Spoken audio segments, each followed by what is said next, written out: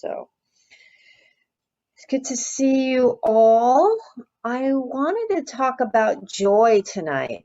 I think it's important. It's an important topic that I actually like to talk about a lot. Maybe I don't talk about it all the time, but I mention it every day in the morning sitting group, or often at these evening Dharma classes. I invite people to share any joy that they have, because it's an important thing to always recognize that there's joy, or we can find joy in our lives. Especially now, we're in this, period of great upheaval in our society, in the world. There's the pandemic. There's racial unrest. There's a bunch of, you know, scary white nationalists running around taking seats in Congress. There's a lot of economic insecurity, a tremendous amount of economic insecurity, economic imbalance in our society. A lot of stuff is going on, so it's very easy to become overwhelmed by that if we don't pay attention. It's so easy to drown in it, and there are a lot of difficult emotions, and sometimes we even judge it. We even recognize that there may be joy present, but we judge it and say, how can I feel this when there's all this other stuff going on? How can I allow myself to experience something like this? And that the invitation is to always be with what's present, even joy. It's not frivolous, it's not trivial, it's an important part of being open in awareness. That was the instruction I was giving in meditation this evening, was open to the awareness of what's right here. Be present. I had a quote in my notes, and I think it was Bhikkhu Bodhi, because I had BB said, it's important to regulate our despair, to, if we fall into it, to recognize and come back, not just stay there, because a lot of times it's over. I had a teacher tell me, overwhelm is in our mind. Oftentimes when I'm overwhelmed, it's because I'm lost in tomorrow and the what ifs, or the story about yesterday. So to, really make the effort to bring ourselves back into what's right here, and recognize sometimes there is joy present, and recognize it. It's not conditional. You're not allowed to feel joy when you meet certain criteria. If it's present, it's present. And everyone experiences joy. We sometimes think that people who are in dire circumstances have no happiness. It's like this black and white kind of a thing, instead of recognizing that everybody can connect with that, can connect with something. It's important to see it. I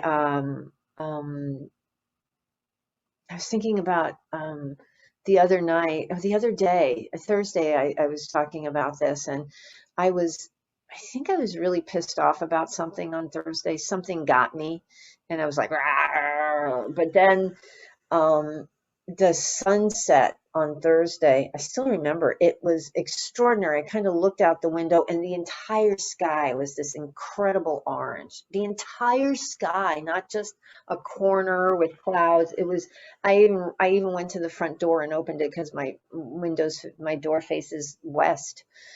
And it was just, so I just sat there, or stood there, and just experienced this joy that this sight brought to me. It wasn't related to anything else.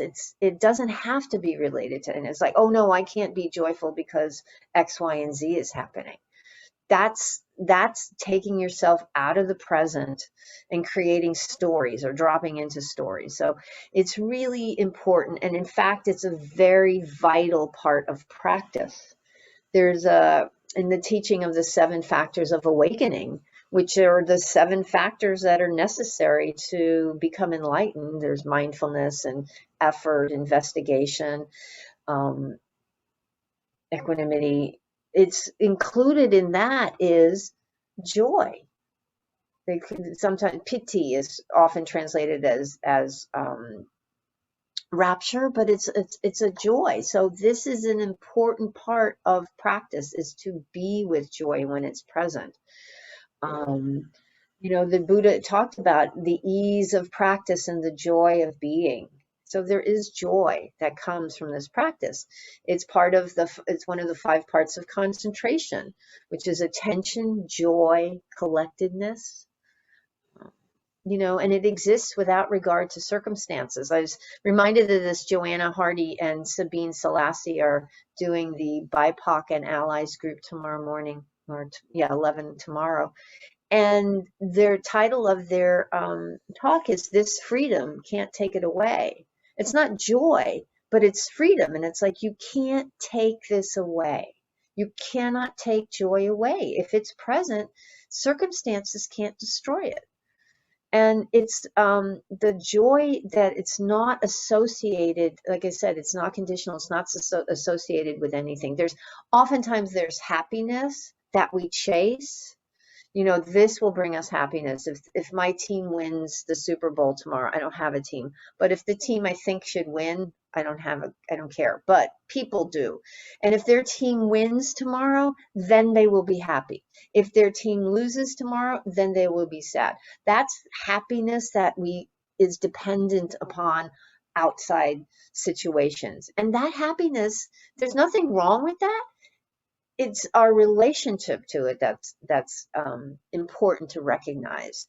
Yeah, that we're not bent too in one direction, too much in one direction or another, but that we recognize, oh, this will bring me happiness, and then recognizing that happiness is impermanent. It's not going to last. And the problem is when we get caught up in thinking that happiness should last forever and then we're done, that's where our suffering comes from, or we chase happiness. That's the root of suffering, this craving for a particular experience.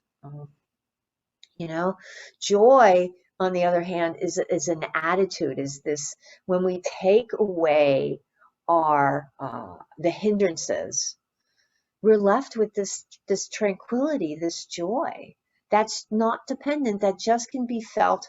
And I'm sure you've all felt this. If you recollect, it's not joy that you're dancing and jumping up and down. And joy can be maybe a problematic translation. It's this sense of ease.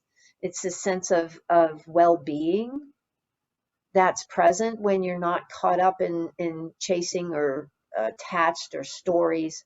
It's this just being present without all this other stuff.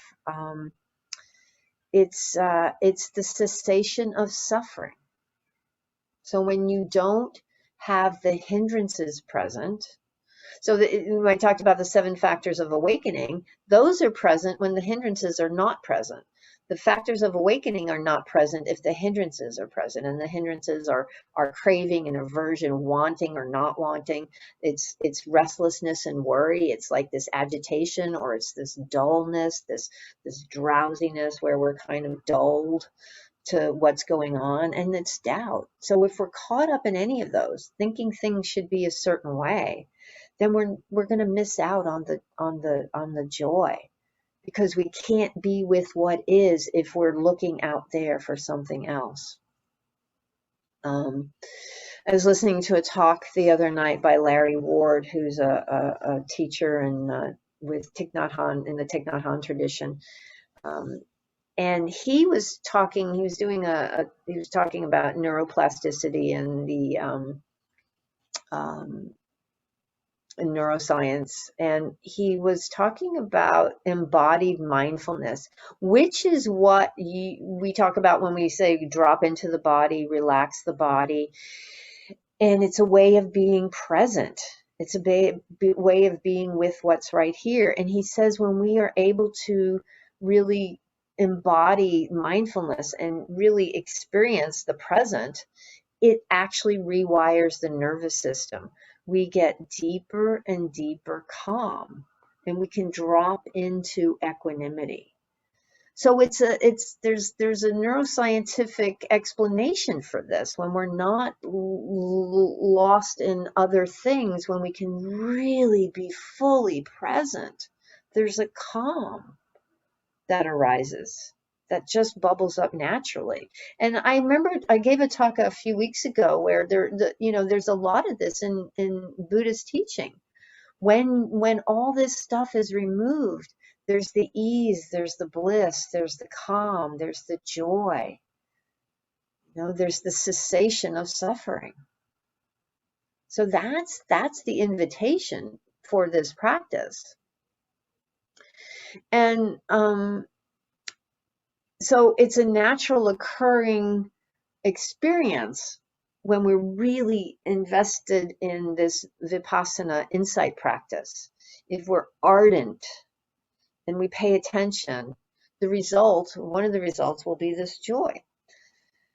That being said, sometimes it's challenging to get to it, so we can use some support and help in cultivating it. Just as we can use support in cultivating the heart practices, loving kindness and compassion, we can also use support when we cultivate joy.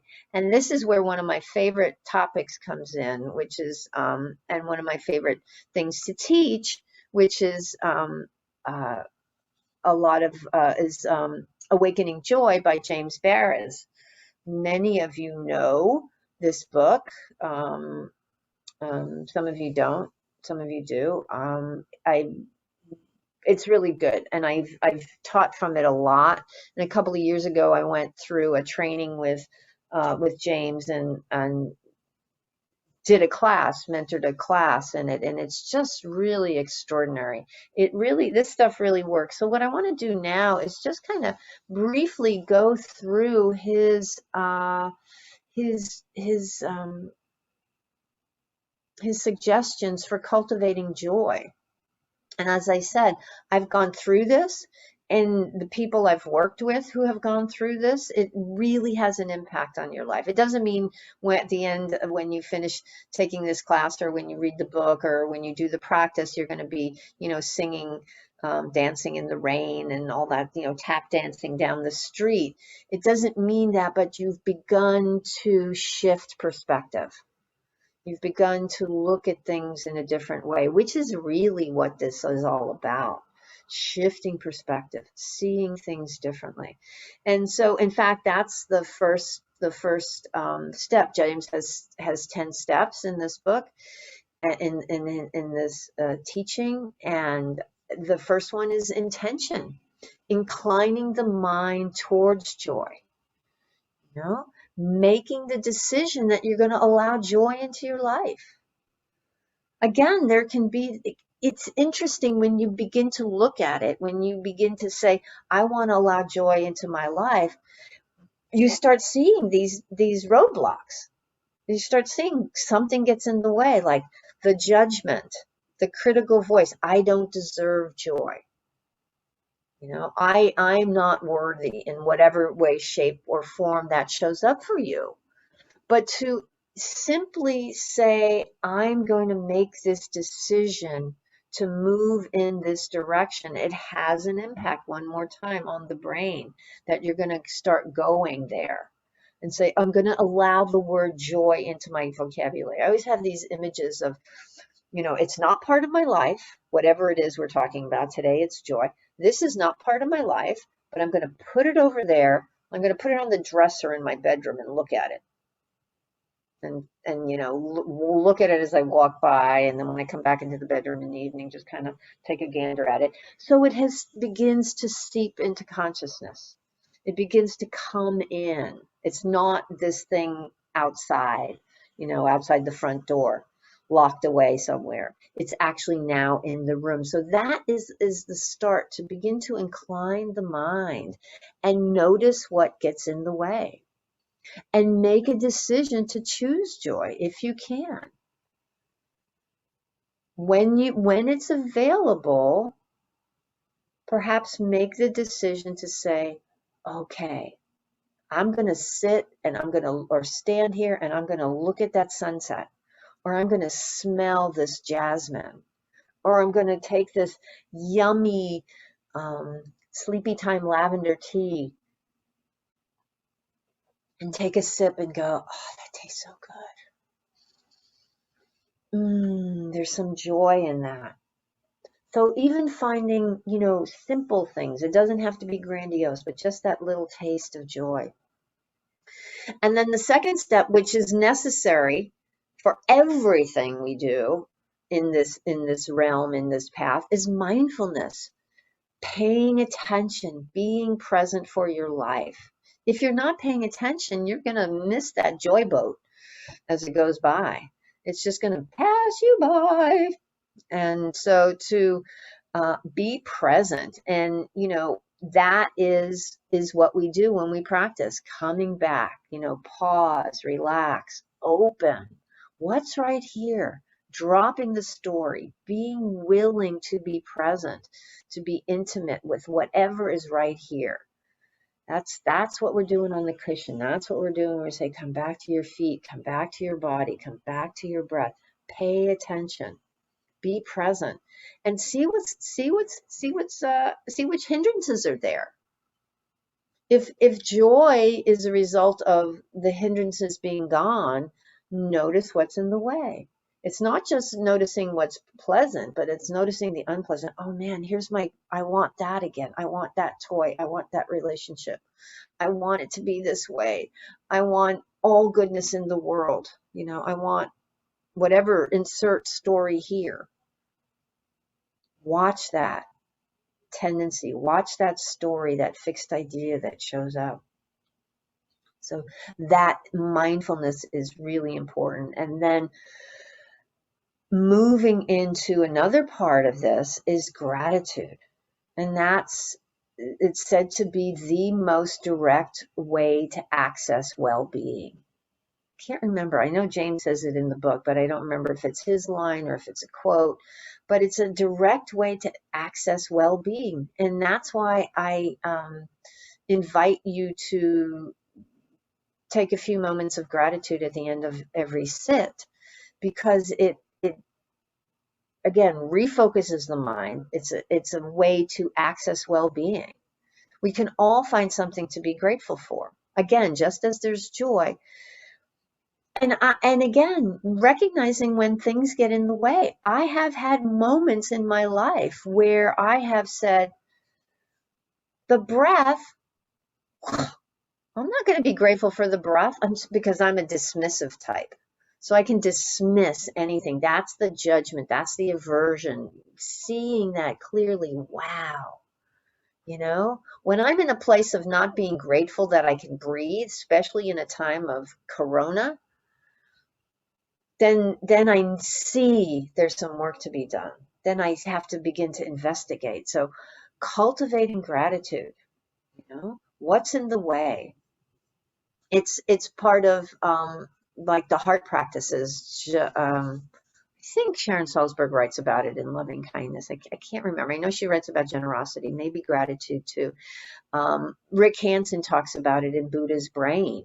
It has a beneficial impact on the neurons and shifts again what goes on in the brain. And so it's a wonderful habit to get into, this practice of gratitude, even for a moment. 15, 20 seconds of gratitude has an impact. So that's important. And these things, this inclining the mind, this mindfulness, this gratitude, little smudge. I love your kitty. So it allows you to find joy in difficult times. Finding joy in difficult times is possible. It's not, joy and difficulty is not mutually exclusive. Because when you are open to everything, you can find everything in each moment. So it shows up. It's, we can't help what shows up. We can't help if joy shows up. When we're open to not not seeing difficult times as personal. It's not stuff that's being done to us, although sometimes it feels very personal. Just remembering that everybody experiences difficulties, pain, pleasure, gain, loss, praise and blame. Everyone has those moments. We're, thinking about the five remembrances, we're all of the nature to grow old, get sick, and die. Everything we have will be taken from us. All we have are our actions. So remembering those so that we can normalize pain and grief and sadness. And if we're mindful and staying present, we can laugh after a funeral. I've told this is my go-to story. My brother died, and crying one minute and a couple hours later laughing and telling stories and going, oh my, look at this joy that's present. And I even thought, does this mean I'm a bad sister? No, it means this is what's right here. Be with it. Don't deny it. Don't deny the reality of what is present. And then this is where we can get into the teaching around the first and second arrow. The first arrow is the discomfort of the unpleasant, the pain, the loss, the grief. And then the story that moves in of like, well, there's some badness here. You're supposed to behave in a certain way. You're supposed to. That should nonsense shows up. And so to be willing to put those shoulds aside, we don't have all the answers. Our brain tries to create all the answers because it gives us a sense of security and what we think is solidity in a world of constant impermanence. But everything's impermanent. So just be with this moment. Be with whatever's here. There can be joy. There is joy in the time of Corona. There's a lot of joy right now. There's a lot of joy in the midst of this really sad time. In the midst of the mourning, mourning, there is joy. So don't miss it. This is another important part of the practice of moving into joy is this one chapter James calls the bliss of blamelessness. When we live a life of integrity and not causing harm, it's really supportive. We don't have this shame. We don't have this guilt because we're living in a way that our intention is wise. Our intention is full of goodwill. Our intention is not to cause harm. The Buddha talked about this. Live this life of integrity. That a whole section of the Eightfold Path, Sila, ethical behavior, how to live in harmony with others. It's so important. It's not that we're perfect. It's not that we don't fall down and do things, but how, we can go to sleep with a clean slate, keeping our side of the street clean. You notice this stuff shows up when you sit. If you have any kind of mindfulness practice, that stuff's going to show up, and it's going to nibble at you. I mean, we can create grand stories, but to keep that stuff at bay, but it's going to come up eventually, somehow, somewhere. Our rationalizations at 3 o'clock in the morning, those rationalizations kind of get old and fly out the window, the stories of why we did what we did. But if we can just live ethically and with integrity from the outset, then you can, sleep with ease. That's one of the promises of the Metta Sutta. If we live with goodwill towards all beings, then we will sleep soundly. I'm not saying if you have insomnia, you're a bad person. That's not what that means. But you get the idea. It's like, we don't have anything. We don't have any crap we have to carry around with us. And there's a quote in the book that I want to read. And this is from the Buddha. For one who leads a virtuous life, it is a natural law that remorse will not arise. For one free of remorse, it is a natural law that gladness will arise. For one who is glad at heart, it is a natural law that joy will arise. So there's this logical progression. If you are virtuous, live with integrity, you don't cause harm, there's no need to have remorse. And if you are not remorseful, you will have gladness. And when you are glad, there will be joy. There will be this ease, this contentment in how you can fit in the world. No more of those, running the other way or not answering the phone when you see that person's name. Ugh. Or like deleting emails because you just like, going into denial. It's really a place of ease, and I'm sure you all understand that. And then there's the joy of letting go. This is again a prime teaching. Let go, let go, let go. If clinging is suffering, then the antidote is letting go. And James tells a great story in here about the Dalai Lama, who was, I think, at a conference in Los Angeles or somewhere for a number of days, and every day he would go by a store, and I think it didn't mention the store, but it's probably something like the Sharper Image, if you remember that store that has all the gadgets. And apparently he's a real fan of gadgets. And so he would go into this store, and by the end of the week, he wanted all these things that he said he didn't even know what they were for or how to use them, but they were shiny and they looked good. And so we get this stuff just pours into our senses. We see, we read, we hear, we smell. It kicks up our feeling tone. We think things are pleasant or unpleasant. We want something when it's pleasant, we don't. And so the invitation is to let go of all of that. Let go of these ideas, let go of your story. Let go of your deep held beliefs. I am born this way. This is the way it should be because I know. And that only generates suffering. It generates suffering constantly. Even simple things generate suffering. So to really see your suffering and see what you're holding on to. This idea, this craving, this aversion, this anger, this hatred, whatever it is, can you let it go? It doesn't mean we don't hold people accountable for their actions. It doesn't mean we don't work to end injustice. It doesn't mean any of that.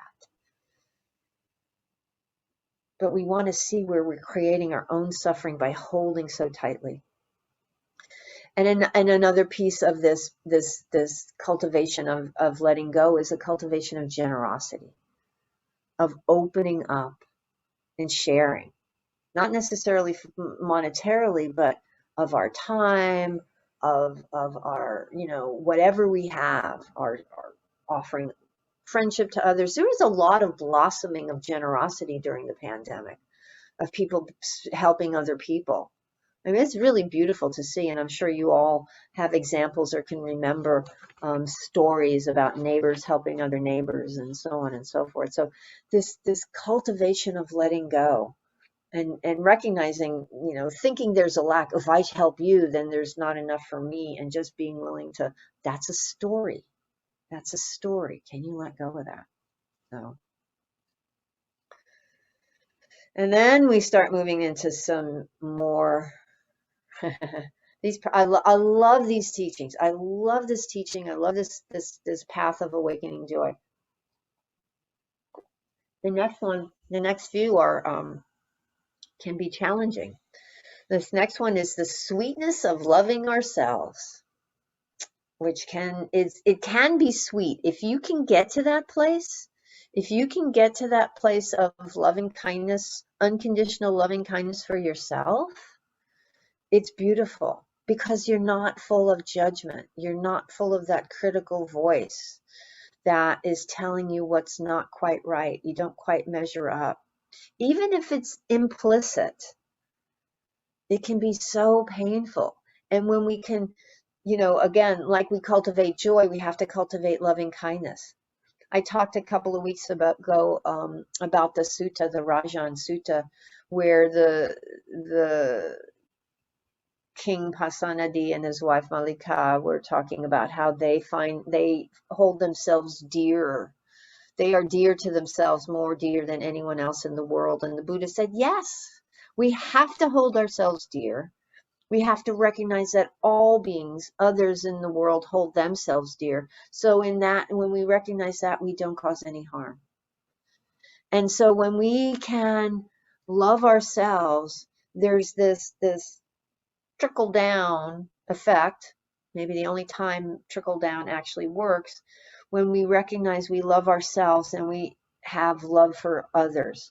Same thing, the next one is the joy of loving others, which is this metta, loving kindness for others. The more we practice for ourselves, it just automatically moves into others. It has a root in the brain, the mind.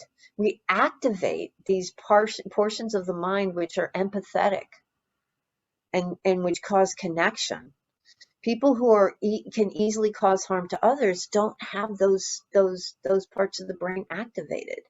And so when we practice it, it really has a beneficial impact again on these neurons. And so we love ourselves, we practice forgiveness for ourselves, we practice forgiveness for others. We love others. We let go of our agenda for ourselves and for others because it's unconditional. And then in the loving others, we practice mudita, which is the appreciative joy, the sympathetic joy part of the Brahmaviharas, where we are happy for the good fortune of others, which is so difficult because, again, we come from that place of lack. If they get theirs, there's not going to be enough for me. And I need to make sure I get mine. And so this willingness to forego that idea that there's not enough and be happy genuinely. Even if you start off just, pretending, you groove the wheels or whatever it is you're grooving. You're grooving the neural pathways, and begin to offer this joy for others. And then you begin to experience that when you are joyful, when someone else is happy and you are joyful for them, you're feeling joy. You actually have the experience of joy when you can be happy for others. It's quite extraordinary. And so this is well worth practicing, not easy necessarily. Mudita is incredibly difficult, or can be incredibly difficult, but be willing to open up and offer that to others.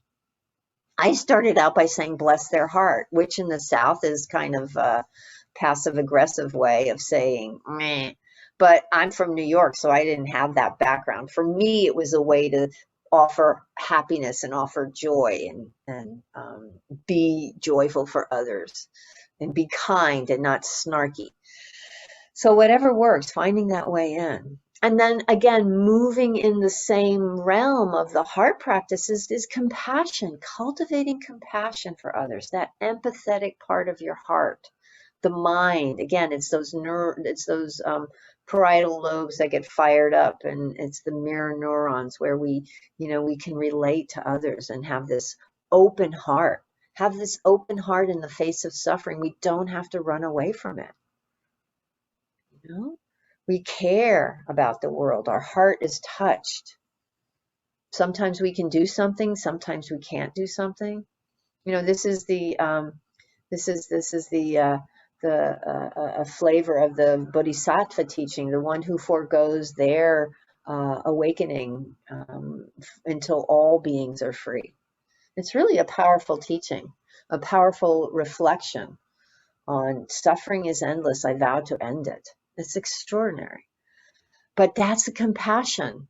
And when you can get to this place of joy and compassion, there's an ease because you're not in competition. You don't need to make sure you you come out ahead. This country we're in is extraordinary. There's these historical reenactment TV shows on Discovery or something that my husband likes to watch, and there's like, the titans of industry from the 1800s, J. Paul Getty or the Rockefellers and the Gettys and the all the railroad people and this and that, and it was like they each have millions and millions of dollars and they're like so rich, but somebody was going to get the better of them. Like there was the race for electricity, like somebody was working with Edison and the other guy was working with Tesla. And oh my God, Edison got this and I can't let him have the better of me. And it's like, who cares? Who cares? But that's so built into our culture. And we move through the world with that embodied in us because we're not paying attention. And how much suffering, you know, these billionaires have today. I need more.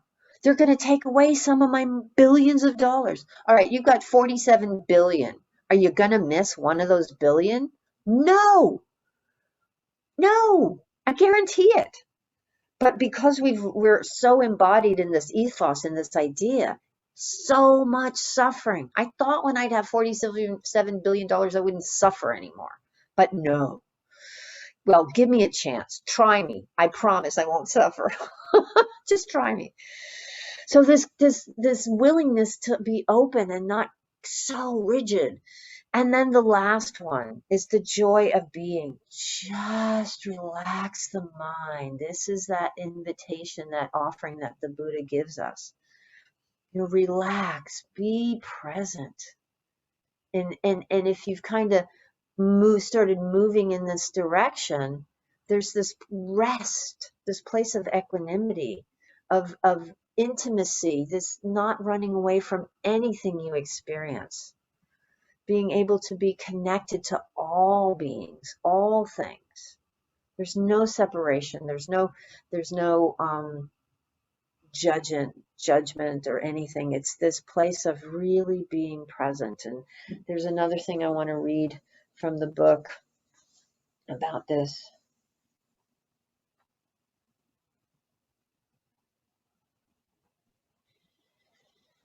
And this is one of the gifts of this practice. It's not just when you're on the cushion, but you build up it's a cumulative effect. And you can drop into this relaxed, effortless presence at any time while listening to music, soaking in a tub, meditating, or sipping a cup of tea. It can also happen in the midst of energetic activities like swimming or hiking or singing. It happens when we invite it and stand in awe at the miracle of being alive. It happens when we set aside the judging mind that separates us from the moment. And it arises when we realize we have nowhere to go but here. All we have is right here. Can you be fully present right here? There's the joke that Jack Kornfield uses, and I think they have it at something else, but there's the joke that you must be present to win. It's like the door prizes at the church raffle. But it's true with this practice. It's true with life. It's true with joy. You must be present to win. So these teachings, this invitation to awaken to joy, is to be fully present, to pause, to relax, to open, see what's right here. That I reminded of the quote by Ajahn Chah, who talks about when you quiet the mind, it's like a still forest pool. You'll be amazed by what animals come to drink. You just open and see what's there. And there's this ease because you don't need it to be one thing or another. Just be intimate with this experience. So those are my thoughts on joy.